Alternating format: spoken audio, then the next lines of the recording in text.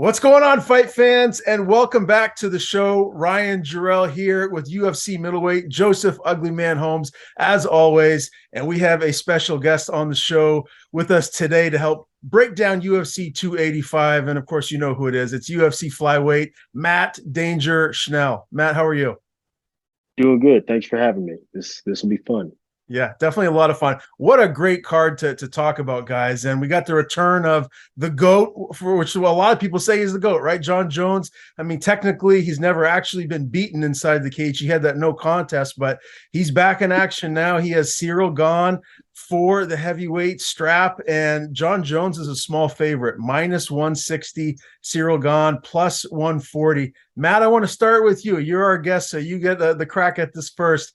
Who do you see winning this fight? How do you see it going? All right, so a lot to get into with that fight. I love the matchup. I think it's an intriguing matchup, especially for Jon Jones' return.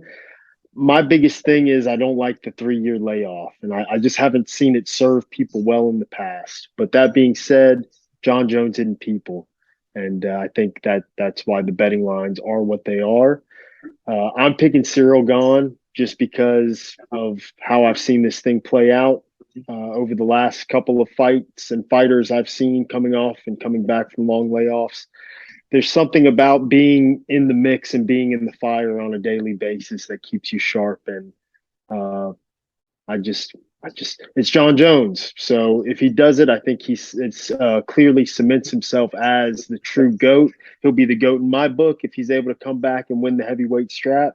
But that being said, I'm leaning towards Ciryl gone. All right, Joseph, what are you thinking? Man, honestly, I'm going with John on this. I think that his experience is enough to, overcome that 3-year layoff. Plus, he's fought way bigger fights than Ciryl has fought. And then not even just that, like John's wrestling is as good as it gets as far as like MMA wrestling. And Ciryl has shown a lot of weaknesses, getting held down by like Francis and Gane and other fights where he was stuck on the ground. Which Francis is a big guy, but he's not a wrestler. And he's not a wrestler like Jon Jones. So I think Jon Jones comes in smart. I think he wins the decision.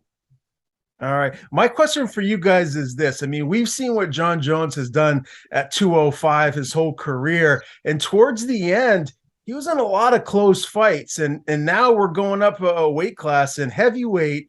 I mean, you got guys that are cutting to make 265. I mean, Ciryl gone, I don't think he's going to weigh close to the limit, but that's a big dude. And I know Jon Jones has really been focusing on putting on a lot of weight and strength to be a legitimate heavyweight. Do you think that's going to play a factor in this fight, or do you feel like this is a guy that is just a natural heavyweight anyways, and he's been kind of keeping his body leaner to fight at 205 throughout his career?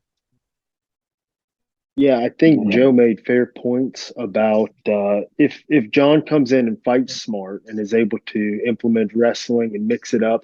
I do think that clearly he'll probably be able to get it done. He'll have the advantage in the grappling department if he's able to implement it, close the distance on Ciryl, and make that happen. My only fear is it's you can't even say what have you done for me lately.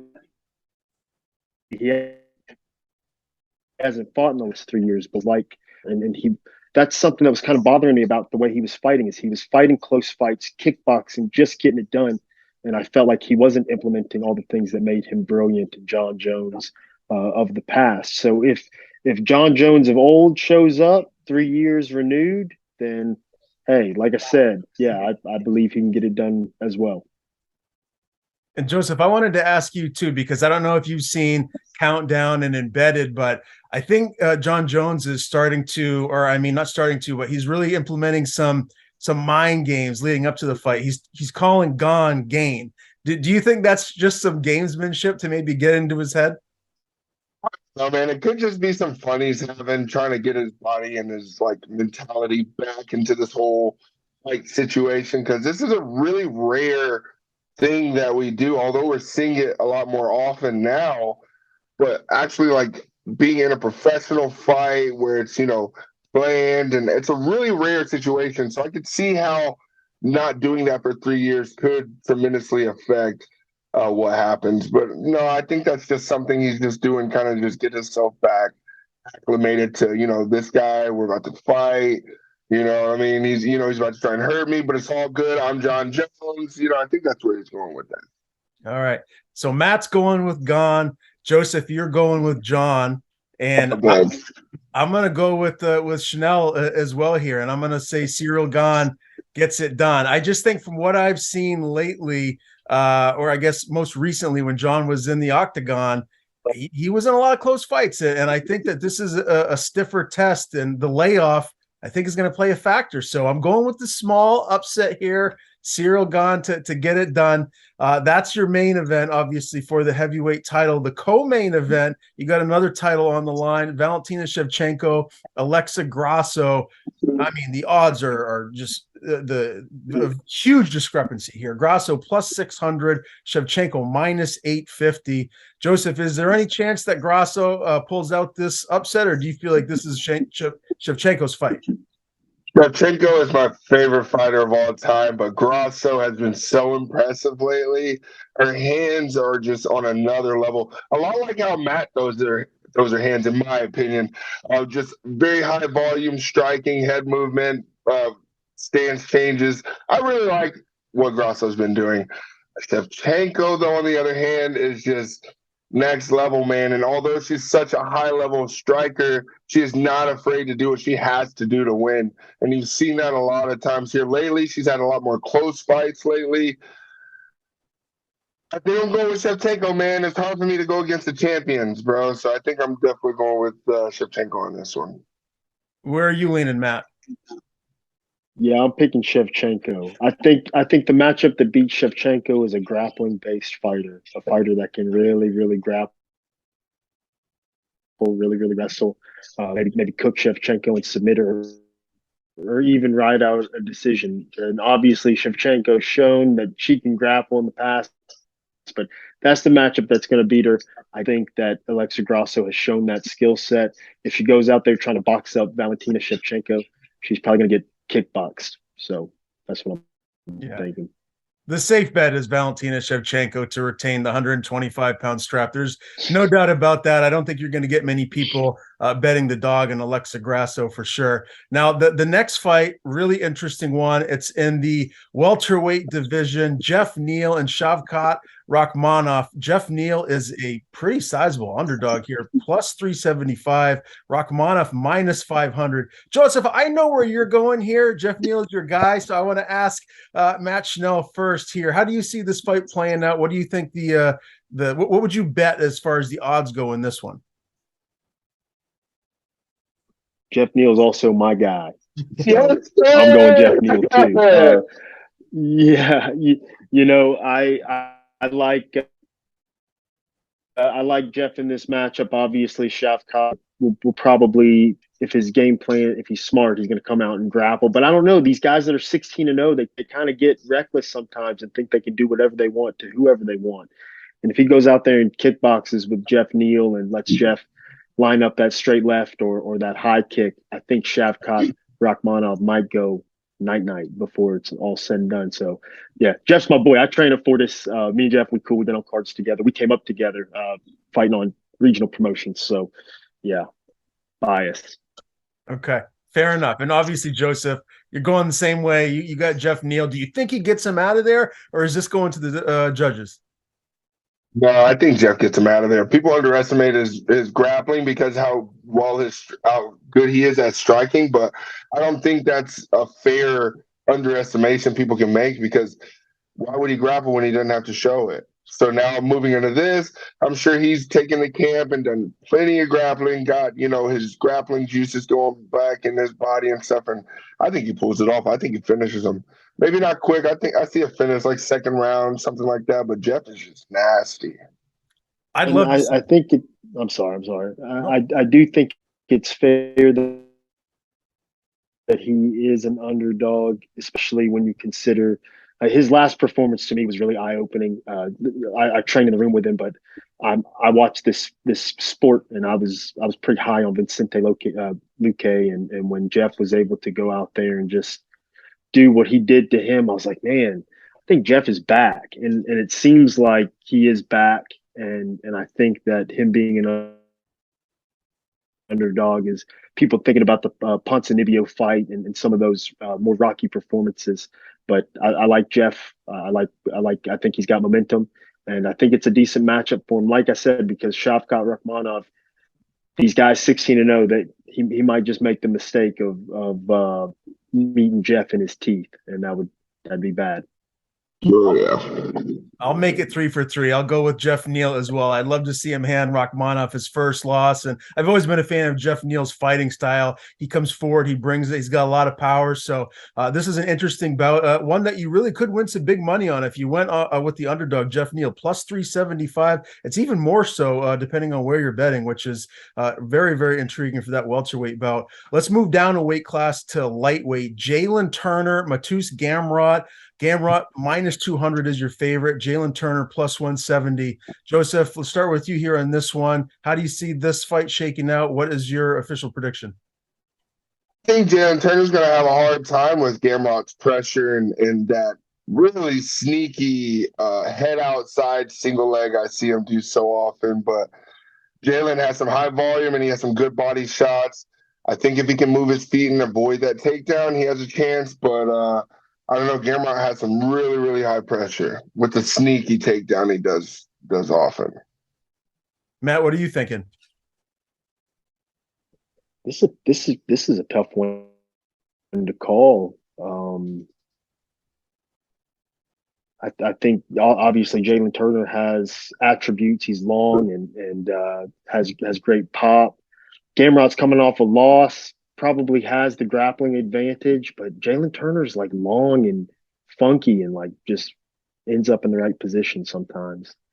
I think I'm gonna pick Jalin Turner. Just that's what my gut's telling me. Jalin Turner. He's on a 5-fight win streak, so that's not a bad way to lean. Yeah, I'm going Jalin too.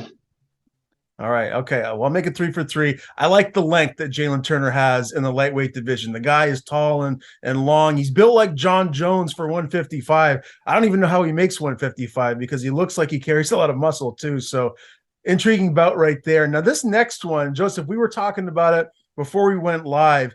Bo Nickal, minus 2,000 favorite against Jamie Pickett, a plus 1,000 dog. Matt Schnell, let's start with you here. Do you like those odds? I mean, I know Bo Nickal's wrestling is phenomenal, but we haven't seen a whole lot of him at the highest of level just yet. I think Jamie Pickett's the toughest test he's fought. Do you feel like the odds should be a little bit closer here?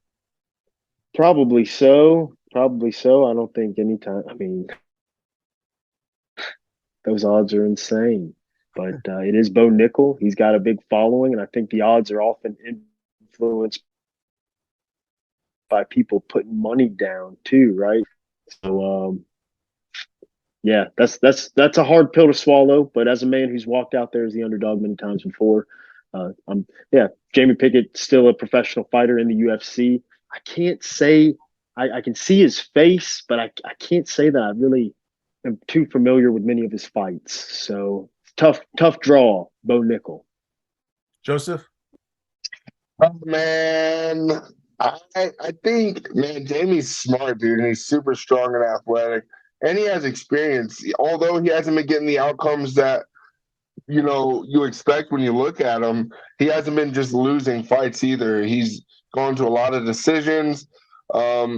He seems kind of some sort of a gatekeeper, in my opinion, that UFC is kind of using for some of the up-and-comers to see where the level is by this guy who's coming in. So Bo Nickal just having a lot of experience. I'm pretty sure he's also the wrestling coach in Florida at I don't want to mess up the name of his gym, ATT or AK, one of those gyms or something out in Florida.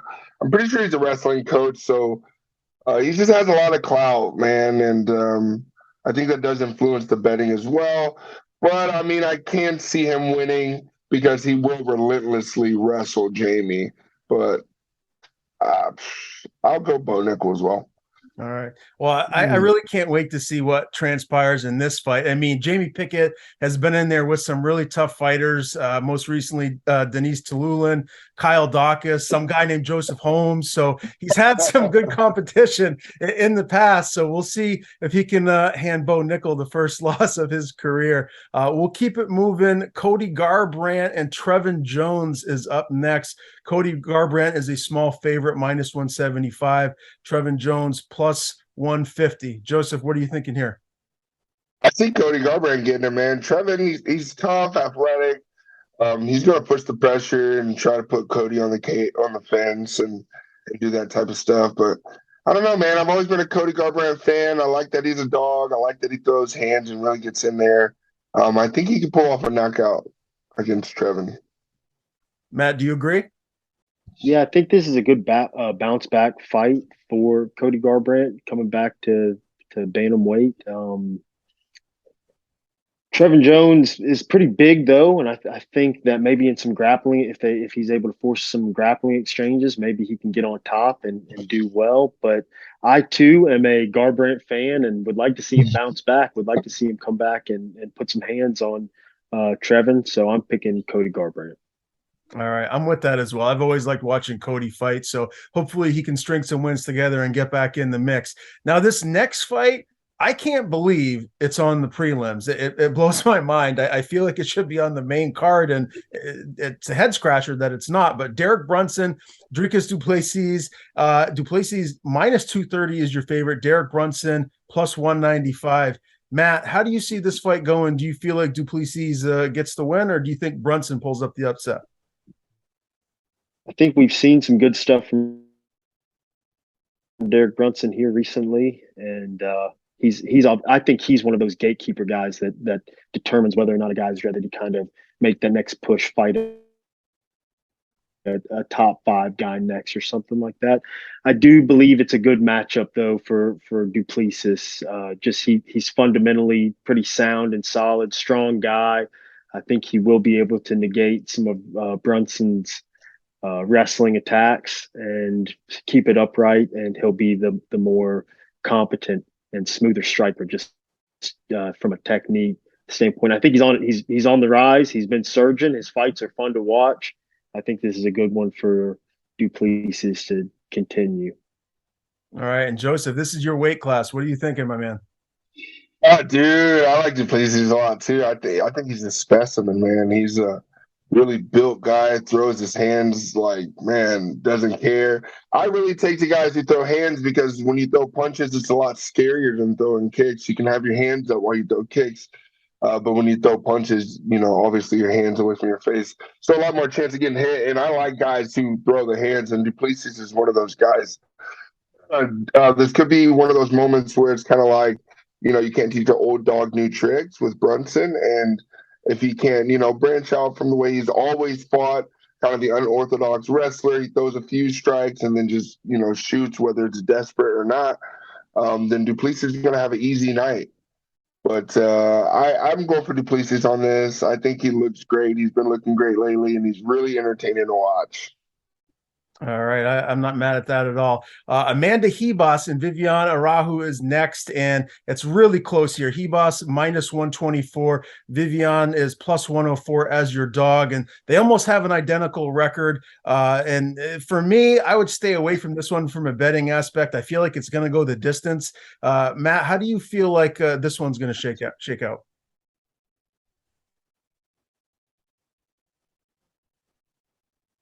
Viviane Araújo. She fought. Did she fight Andrea Lee? Viviane. I think she fought Shahugan. Her last fight was a loss to Alexa Grasso. Before that, she beat Andrea Lee, and then lost to Caitlin Chukagian before that. Okay, I'm just trying to picture who it is. Hebos kind of went on. She kind of went on a little bit of a skid there. I think Hebos comes back, bounces back. Araújo will gas, and Hebos has a good tank if she keeps it solid fundamentally. Maybe implement some grappling. I think Hebos is a good one for her to bounce back on. You agree with that, Joseph?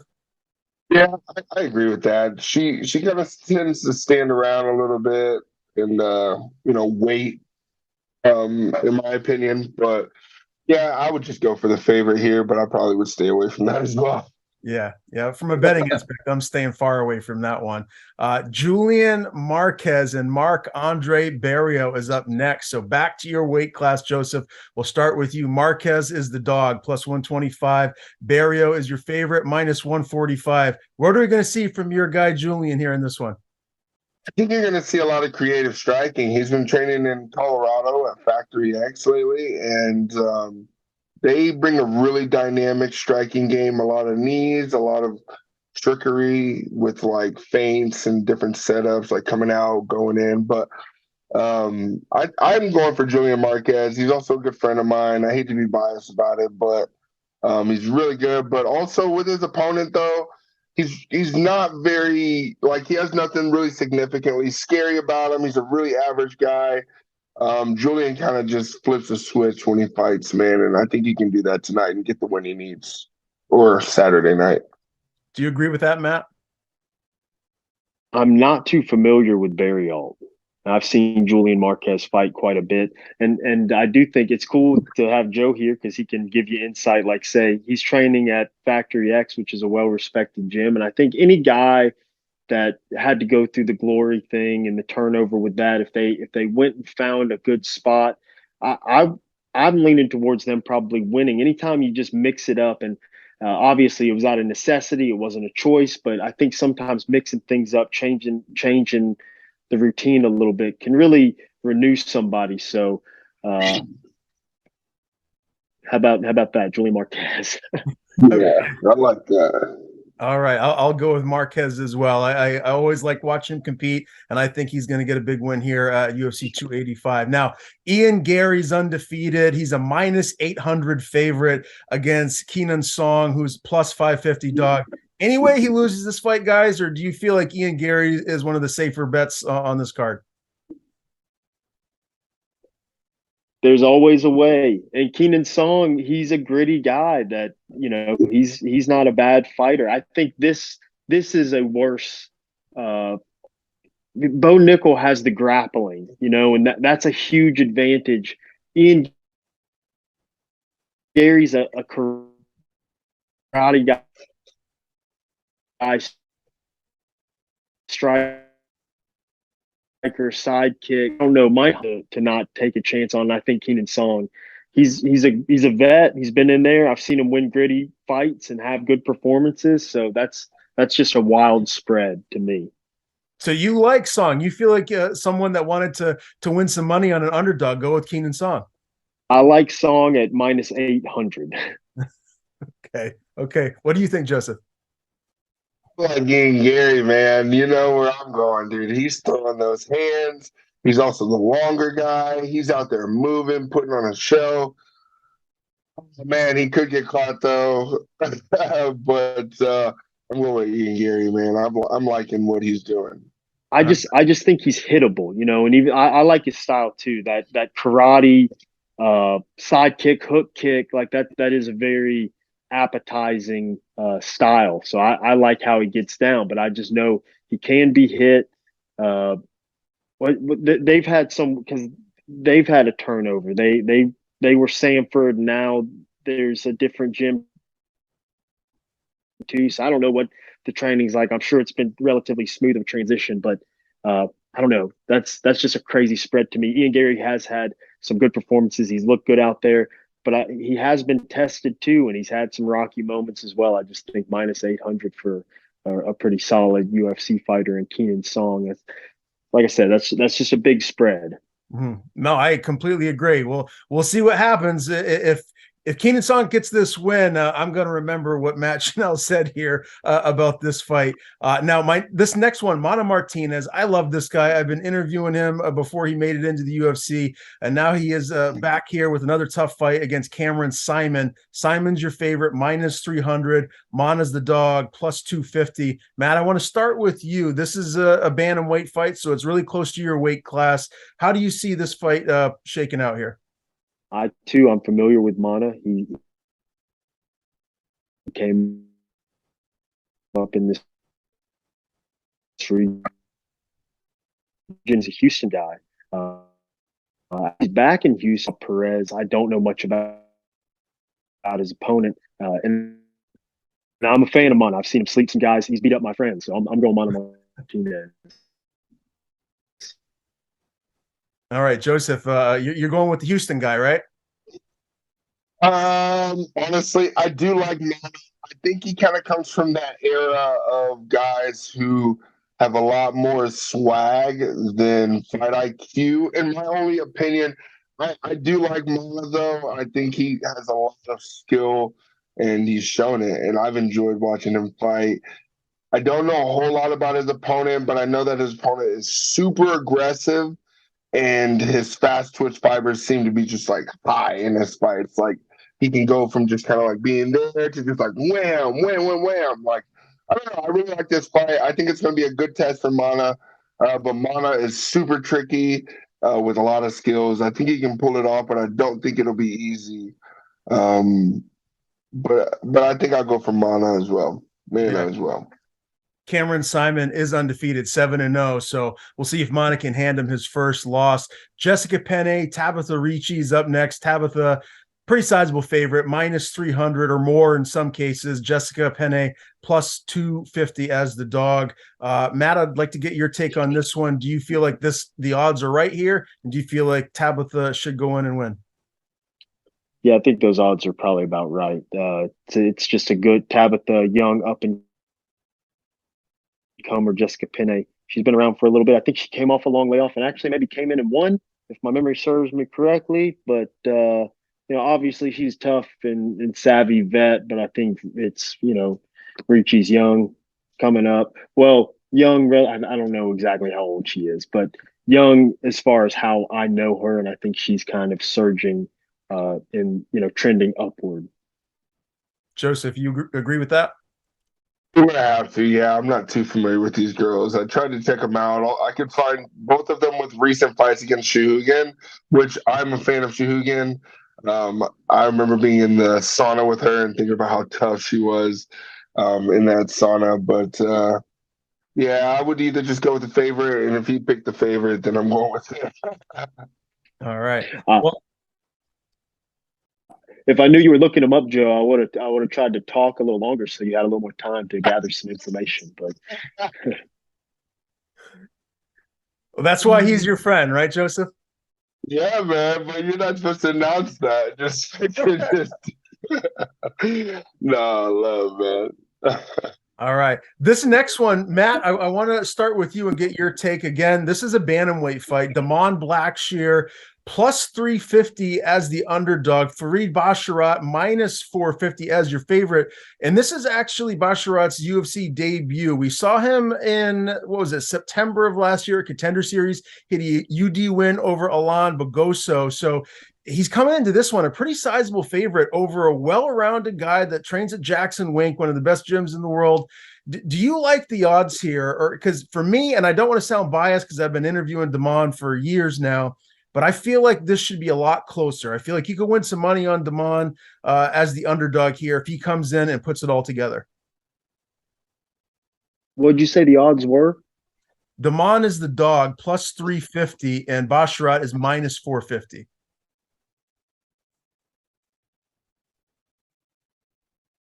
Yeah, I'm actually somewhat familiar. Blackshear. I was actually looking at his record because I was talking about a friend of mine who he had recently fought.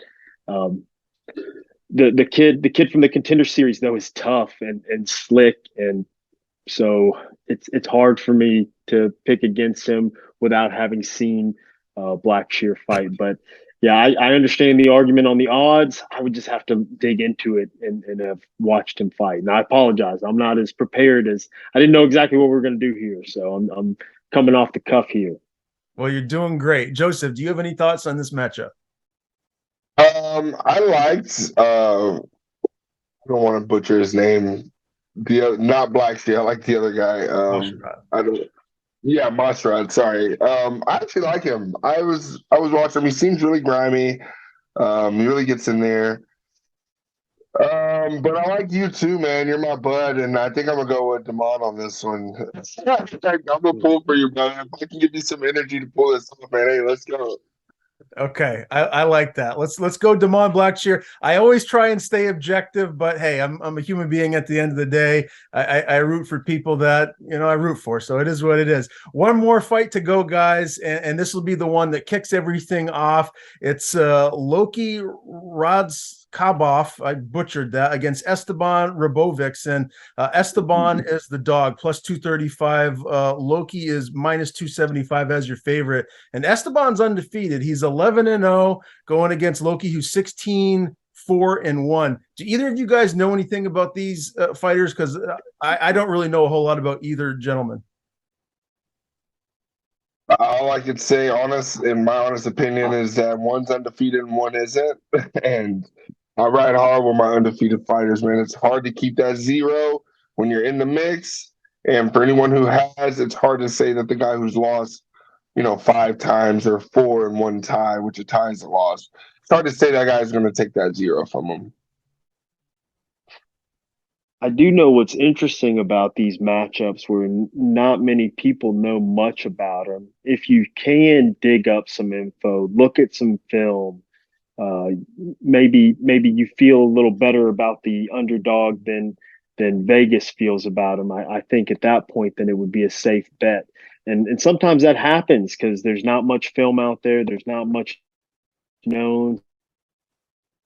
So that's where guys that are savvy bet can. But I don't know anything about these guys. But I'll be tuned in. Look forward to becoming a fan of both of them.